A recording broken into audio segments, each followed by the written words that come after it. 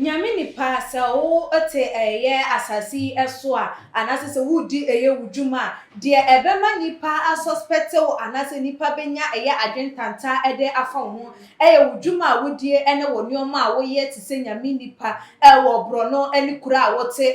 eso ye hunu se asofo edin ese wo omayi emu ni nyina ejina enkatebone a ababefa wo mu emu ne nioma a chese ebinum enunti ena se no ensem no ekọ na sofo bi bibia ne atagi wo mu nyina se wo mu fake wo mu every nyame nanso so ebinum so wo mu a wo mu edi nyame adwuma na nase nyame dwuma no wo mu no kroji emu na enam ne wo ekasa isofo panyi bi ababonte anase ne wonsem abeto abonte efa ekwan a wo pese wo no ankasa wosie ne yemoba wato nananom ewo ensiedo esom na ekwan akwada no efa asu ewu ye krapo de obi enim na ebre akwada no ewu ye ensoso no enya de se maami a wochim akwada no wo no krapo no wonim ekwan akwada no ewu ye ena chese ye bia ya papa na hyehyese wo besie no krapo no maami no wonim ena ebiem susu ebusuafo bia wu ho no a wonim se akwada no aha ene yesie no anase aha ene edi namu akwakohye ne no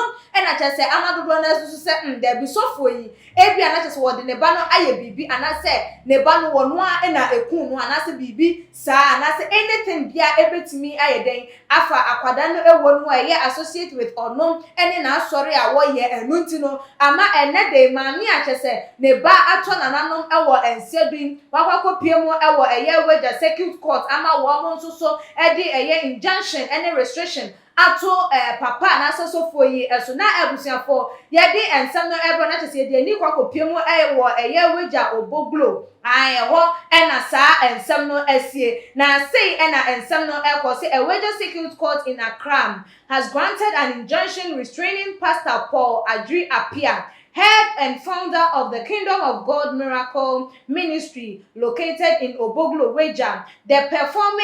from performing a secret burial and funeral rite at an undisclosed location for his deceased 22-year-old son, Marcus Apia, a level 200 student of University of Ghana. Na ebusuafo ensem no eno na abrante aye kan ho se na chese se de mote ye ni din Marcus Apia a ye level 200 student ye University of Ghana. Now that was on the 28th of March 2021.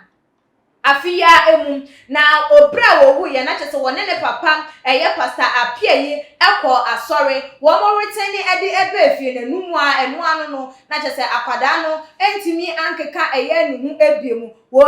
maami ni twem a wantisa ne ba ne yare wantisa bia ne ba ne complain of anything de ote ya ne say yesem ne ba no ewu na ne ba ne wu a sofo a ye ka no ho asem Pastor Paul Apia yi aye na adin se enya de se wo be ma ne yire hunu biaya aba ne banu pono wode na mu akwakoto mocho wode akwada na akwakohye no undisclosed wo mu enim ena chese wo mu ehwehwe nso anya de se wo mu ehunu na eno na chese maami no edi hu yaw maami no etete ye maami Rosalind ye Dubate wo tete efa ensem no ho se adabio me ne wo aware for 23 good years enie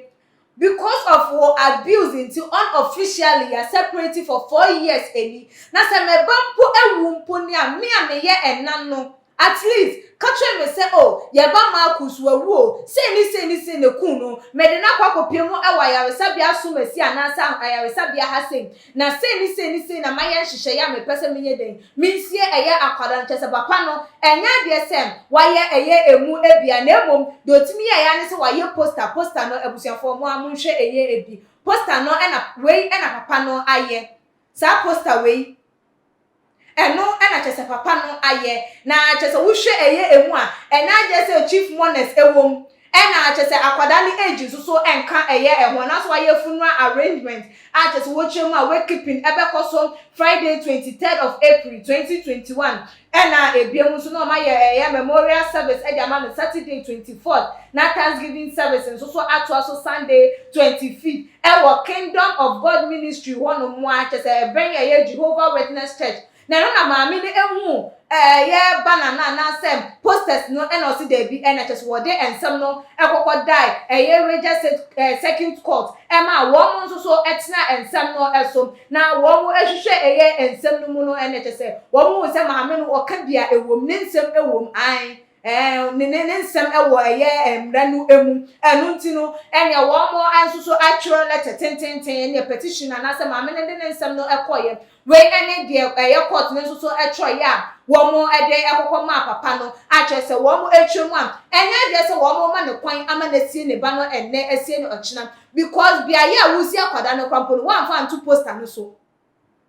ena ebiem so ba bia wo de akwada no akwa to no nsuso no enya de nso se why de wachire abusuafo na ampoche se maami owo akwada no krampo no wuntimi maami hu adekodi a akunu na no na chese maami ni gina so enchemu se that means ni kunu no wode eye wo mo ba no aye bibi na onim denti anu ntini papa no ebesi eye ne ho ekwan achese sese court no echiremu am omo emma no ye 10 days se won fa embra na wonye de won konko kire ebriaya wode akwada no akwakwa kosie na ebiem so maami no engete access ene abusuafo no ntimi ngete access to eye emu no na wo mo ntena se na wo mo enhwehwe no mu ekwan a wo mo befa so asie ne sanse enye wo no nko an ena ewo akwada the fact say wo nso ena ewo akwada no doesn't mean say you own eye akwada na say wo betimi ayeden afa akwada no asie no na abusuafo ma yenhwa dio say ena asofo di say no because wo be wum at least beka de ku akwada no po na enya nkofo sympathize with you but to the sense how the akwada na kwakwakwasie maami mpo enim ebusua enim what are you trying to put in the mind of people that means na just say wo ma ya say akwada no either so de na kwakwaje ana say a different thing altogether na we be one wo ku wo ba enu de papa yi ana say sofo yi ejina so awodi ensie ne ba no no kwan so enu na wo hye complain na maami no kokoye no nti ama wager circuit court so the injunction and restriction ato papa yi eso so wo ma ne kwan ma ne ensie ne ba no no kwan so enu no ana wodi ntwefa ensem yi hu no fabra ebebetu edwa wo too much in comment section ebiem so like videos na share all the social media platform so ubetimi so follow yen your IG page and your Twitter page so too much _ekeskapa and the desene ye besan edi ehia ebi makram.